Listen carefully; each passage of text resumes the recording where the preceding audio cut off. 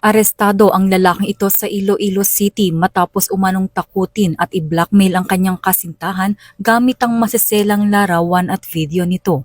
Batay sa reklamo, paulit-ulit umanong pinagbantaan ng suspect ang biktima na ikakalat sa social media ang mga pribadong larawan at video nito kapag hindi sumunod sa kanyang kagustuhan, kabilang na ang pakikipagkita kapalit ng pagbura sa mga ito. Dito na ikinasa ang isang entrapment operation na nauwi sa kanyang pagkakaaresto. Nahaharap ngayon ang suspect sa mga kasong grave coercion, paglabag sa Photo and Video Voyeurism Act at Violence Against Women and Their Children Act o VAUSI.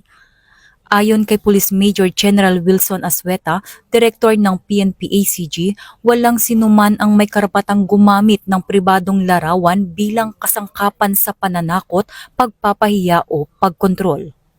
Ito ang bagong PNP para sa bagong Pilipinas, serbisyong mabilis, tapat at nararamdaman. Mula dito sa Campo Crame, ako ang inyong PNN correspondent, Patrolwoman Mary Grace Artizuela, nagbabalita para sa Police News Network, alagad ng batas, tagataguyod ng Balitang Pulis.